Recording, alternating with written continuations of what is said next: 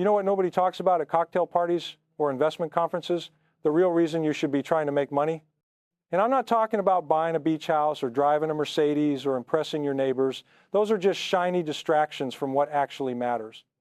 The whole point of getting rich, the only point that really counts, is independence. Period. It's so you can wake up one morning and tell anyone who makes your life miserable to take a hike. It's so you don't have to sit through meetings with people you don't respect. It's so you can walk away from toxic clients, incompetent bosses, and anyone else who doesn't meet your standards. Independence. That's what you're buying with every dollar you save and invest. Not stuff, not status, not bragging rights at your high school reunion. You're buying freedom. The freedom to spend your time with people you actually like. The freedom to work on things that interest you. The freedom to say no without worrying about the consequences. Most people get this completely backwards and it ruins their lives. They chase wealth to show off. They want the corner office, the fancy car, the expensive watch. They think getting rich means finally proving to everyone that they made it. But here's the problem. When you're chasing wealth for trophies, you become a slave to maintaining appearances. You're trapped. You've got to keep up with the Joneses. You've got to maintain that lifestyle. You've got to keep feeding the beast. That's not freedom. That's just a more expensive form of slavery. Let me tell you something I learned running Magellan Fund for 13 years. The best investors, the ones who actually sleep well at night, they're not trying to impress anybody. They're trying to build independence. They don't care if their neighbor thinks they're boring. They care about having enough money so they never have to tolerate what they don't want to tolerate. I'll be honest with you. My goal was never to become this famous fund manager or make headlines in the Wall Street Journal. I just wanted to reach a point where nobody could tell me what to do, where I didn't have to play office politics, where I could research companies I found interesting without asking permission. Independence was the target, and I just happened to overshoot. The money itself? That was almost beside the point. What mattered was getting to a place where I no longer had to put up with nonsense, where I could walk into any situation, look around, and if I didn't like what I saw, I could walk right back out without consequences. Think about what financial dependence actually looks like in real life. When you're dependent on a paycheck, you got to smile at clients you don't respect. You've got to nod along when your boss says something ridiculous. You've got to attend meetings that waste 3 hours of your life. You've got to work with people who lie, who cut corners, who make your job harder, and you can't say anything because you need that paycheck. There's something deeply undignified about that whole arrangement. Now, I don't know where I got this idea that relying on others for your livelihood puts you in a compromised position. Maybe it was watching my father work. Maybe it was just my personality. But I knew early on that I wanted to control my own destiny. When you're dependent, you can't speak honestly. You can't act on your real judgment. You can't remove toxic people from your life because you need something from them. That's not living. That's just surviving. And there's a big difference between those two things. Let me explain what independence actually means, because it's not some magic number in your bank account. It's not about hitting $1 million or 5 million or 10 million. Independence is the point where you no longer have to tolerate what you don't want to tolerate. That's it. That simple definition changes everything. Most people think about this in terms of retirement. They're saving up so they can stop working entirely at age 65. But that's the wrong way to frame it. The right question is, at what point can you start saying no? At what point can you fire clients who disrespect you? Walk away from business partners who lie? Refuse meetings that waste your time? Tell toxic people to get lost without worrying about the consequences? That point comes way earlier than full retirement if you're smart about it. Let me give you the math. Say you need $100,000 a year to live comfortably. You can generate a 5% return on your investments. That means you need $2 million to be fully independent. That's the simple calculation. But here's what people miss. Partial independence comes much sooner. If you've got $500,000 generating $25,000 a year, you can already start being selective. You can fire your worst clients. You can say no to degrading work. You can walk away from situations that are clearly toxic. Each increment of capital buys you more freedom to refuse. That's what you're really purchasing when you save and invest. Not future consumption, current freedom. The independence to not tolerate garbage in your professional and personal life.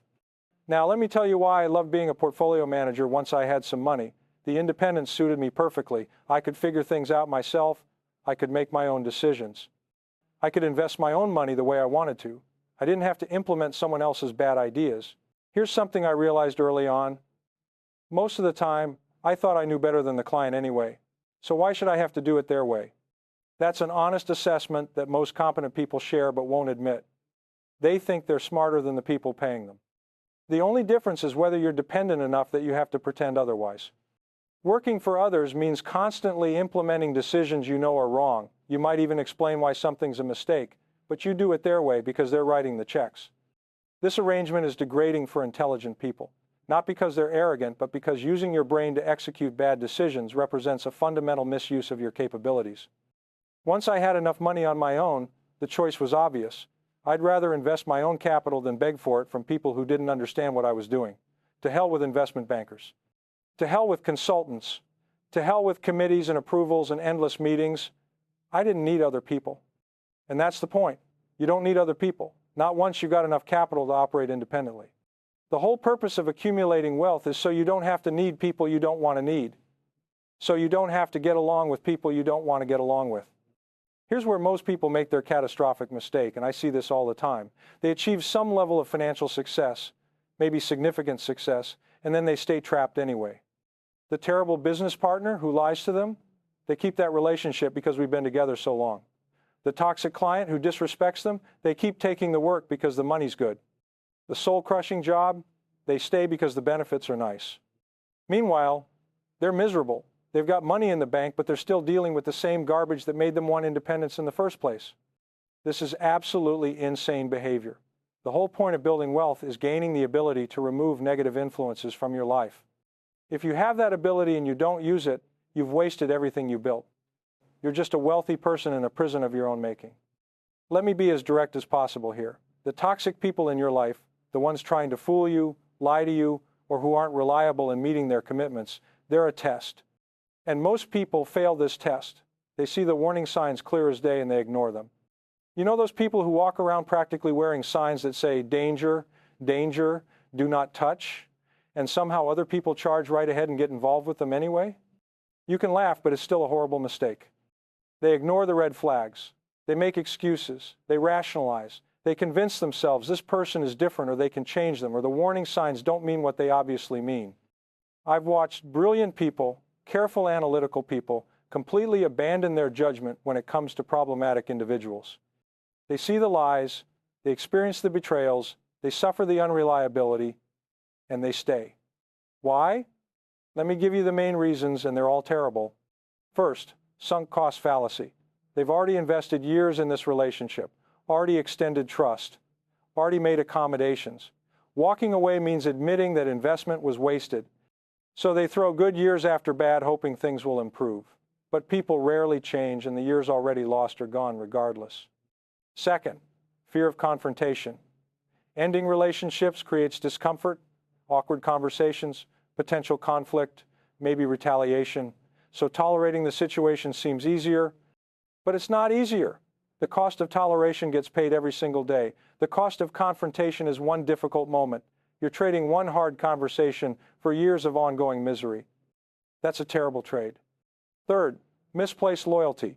People feel obligated to maintain relationships regardless of how destructive they've become. They confuse loyalty with self-destruction.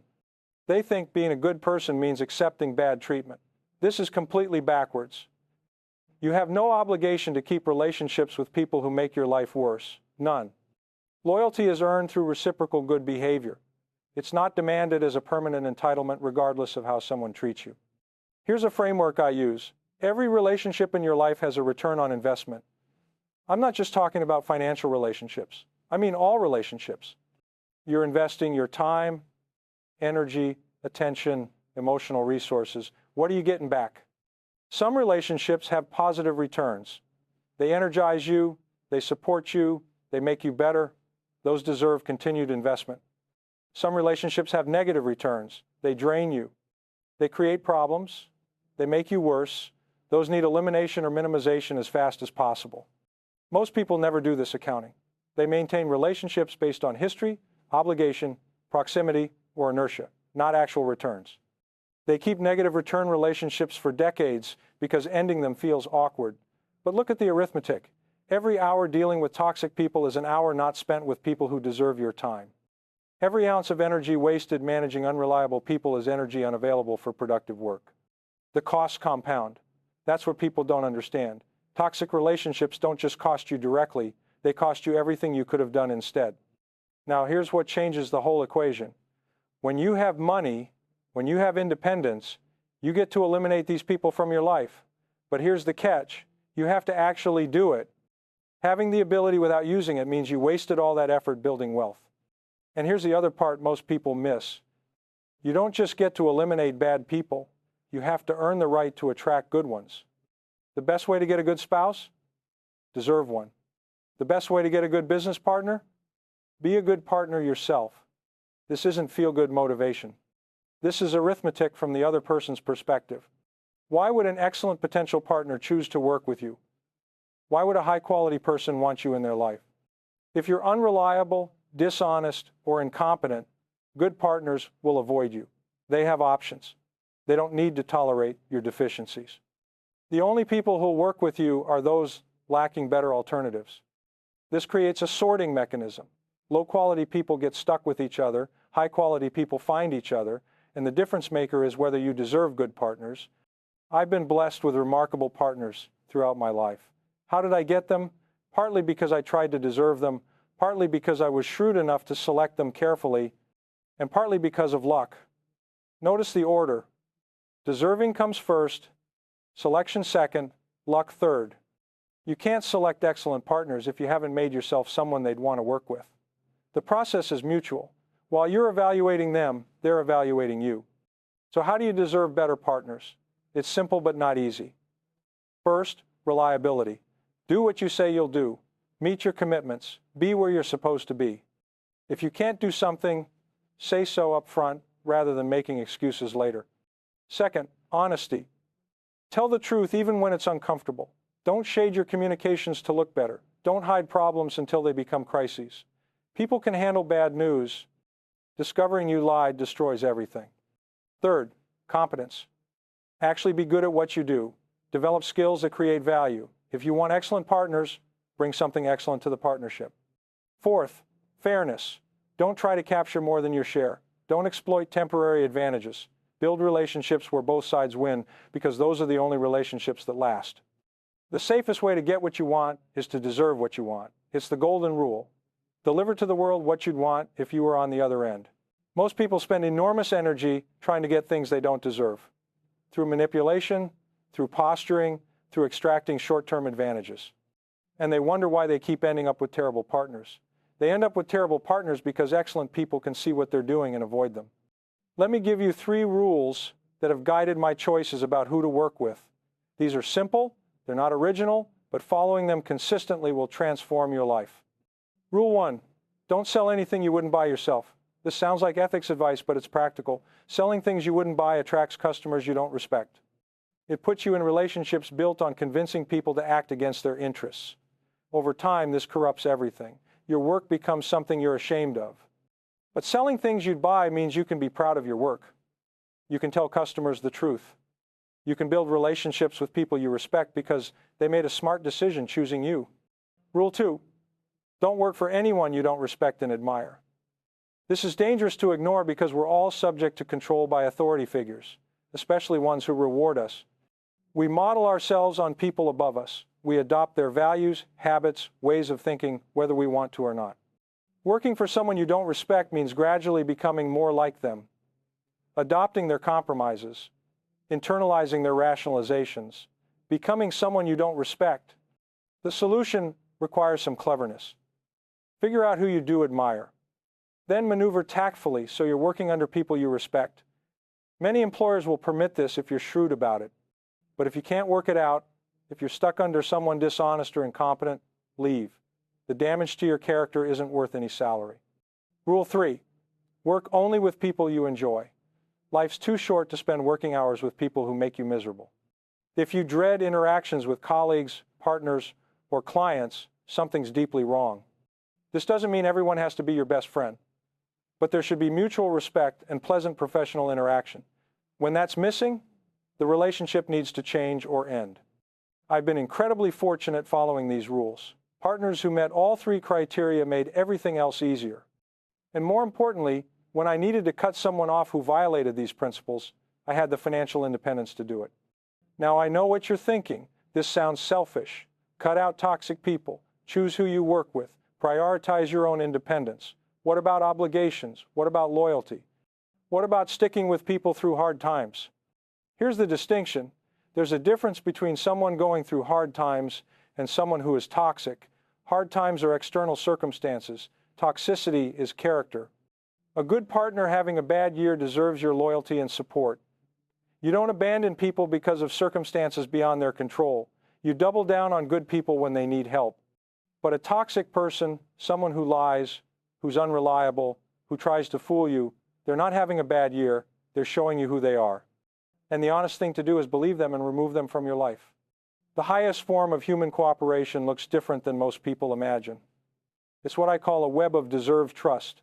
Not much procedure, just totally reliable people correctly trusting one another. Think about a great hospital operating room. Surgeon, anesthesiologists, nurses, technicians, they work in perfect coordination, often without speaking. Each person knows their role and trusts the others to perform. There's no time for verification, no elaborate procedures, no lawyers reviewing every interaction. If you introduced a lot of process into that operating room, detailed contracts, constant verification, assumptions of bad faith, you'd kill the patients. The efficiency would collapse. That's what we should aim for in professional and personal lives. Webs of deserved trust where you can rely completely on people without elaborate safeguards. You build these webs by being trustworthy yourself. By selecting others who are trustworthy, you destroy them by tolerating untrustworthy people because removing them feels awkward. Here's a practical indicator. If your proposed marriage contract has 47 pages, don't enter that marriage. A relationship requiring that much legal protection isn't a relationship. It's an adversarial negotiation with shared living quarters. Same applies to business. Some contractual protection is prudent. But if you need extensive legal safeguards to feel safe working with someone, you shouldn't be working with them at all. Find someone you can trust. Now, let me talk about what keeps people trapped. Understanding this is important because you're going to be tempted. Everyone is. The first psychological force is self-serving bias. Benjamin Franklin understood this. If you want to persuade someone, appeal to interest, not reason. People will rationalize almost anything if it benefits them. This works against you two ways. Other people will rationalize exploiting you if they can benefit, and they won't see themselves as exploiters. They'll construct elaborate justifications for why taking advantage of you is fair or necessary or even good for you. Their self-serving bias makes them genuinely believe their rationalizations. Your own self-serving bias will convince you to tolerate exploitation because confronting it is uncomfortable. You'll tell yourself the situation isn't that bad. Things will improve. You owe them another chance. Both biases push you toward dependence and exploitation. Both need active resistance. The second force is social pressure. We're social animals who care enormously about what others think. We want to be seen as nice, loyal, team players, not difficult, selfish, or unreasonable. Toxic people exploit this relentlessly. They frame their exploitation as normal expectations. Your resistance becomes unreasonable. They use your desire to be seen as good against you. Here's the truth. Being willing to cut toxic people out will sometimes make you look bad short term. Some people will think you're harsh. Others will side with the toxic person. So what? The people whose opinions actually matter, the excellent potential partners you're trying to attract, they'll recognize what you're doing. They'll see someone with standards, someone who doesn't tolerate bad behavior, someone worth working with. The people criticizing you for having standards are revealing they don't have standards themselves. That's useful information. The third force is short-term thinking. Cutting out a toxic person has immediate costs. Confrontation, disruption, potential financial consequences, definite awkwardness. The benefits come later. Time saved, energy saved, better partners attracted, compounding positive effects from removing negative influences. Humans are terrible at weighing immediate costs against deferred benefits. We're wired to avoid immediate pain, even when it means accepting much larger future pain. You have to force yourself to think in longer time horizons. Ask yourself what your life will look like if you stay in this situation for another 5 years, another 10 years. Make decisions based on that, not on avoiding today's discomfort. Here's the formula laid out simply. Spend less than you earn. Invest shrewdly. Avoid toxic people and toxic activities. Keep learning all your life. Do a lot of deferred gratification. Do all those things and you're almost certain to succeed. Not doing them means you're going to need a lot of luck. Notice that avoiding toxic people appears right alongside financial prudence and continuous learning. It's not secondary. It's not optional. It's a core requirement. Most people focus on earning and investing while ignoring the toxic people part. They wonder why their lives feel miserable despite financial success. You can have lots of money and still be trapped. Surrounded by people who lie to you, disrespect you, drain your energy, your money hasn't bought you anything worthwhile, you're just a wealthy person in a prison of your own making. The money is supposed to buy you the freedom to eliminate those people. Use it for that purpose. Now let me address what some of you are thinking. This is fine if you're already successful, but you're not independent yet. You can't afford to be selective about who you work with. This is partly true and partly an excuse. Starting out means less leverage. You might have to take clients you don't like, work for bosses you don't respect. Tolerate things you'd rather not tolerate. That's reality. But here's what's also true. Every day you're making choices about how dependent you'll be tomorrow. Every dollar saved increases your future independence. Every skill developed gives you more options. Every relationship built with an excellent person expands your network. Every time you demonstrate reliability, you make yourself more attractive to people who value reliability. You can't flip a switch and become independent overnight, but you can move toward independence every single day. You can make choices that increase your options rather than decrease them. Being strategic about what you tolerate is always possible. Taking some clients you don't like doesn't mean taking the most toxic ones. Working for bosses who aren't ideal doesn't mean you can't maneuver toward the better ones. The key question to keep asking is whether this is moving you toward independence or away from it. Are you building something that will eventually free you, or are you just surviving? Surviving is fine, temporarily. Still, just surviving 10 years from now means something went wrong. Here's an intellectual tool that helps. I have what I call an iron prescription. I'm not entitled to have an opinion on a subject unless I can state the arguments against my position better than the people who support it. Only then am I qualified to speak. Apply this to your relationships. Before deciding someone is toxic and needs removal, make sure you can articulate the case for keeping them better than they could make it themselves. Understand all the reasons you might be wrong. Consider that you might be the problem. If you do this honestly and still conclude the person needs to go, you can be confident. You won't second-guess yourself later. You won't be manipulated by their arguments because you've already considered those arguments. This prevents two errors. It prevents cutting people off impulsively based on temporary frustration, and it prevents tolerating toxic people because you haven't clearly thought through why they need to go. Let me bring this all together. The point of getting rich is independence, the ability to choose who you work with, who you spend time with, what you do with your days, the ability to look at anyone making your life worse and say to hell with them and mean it.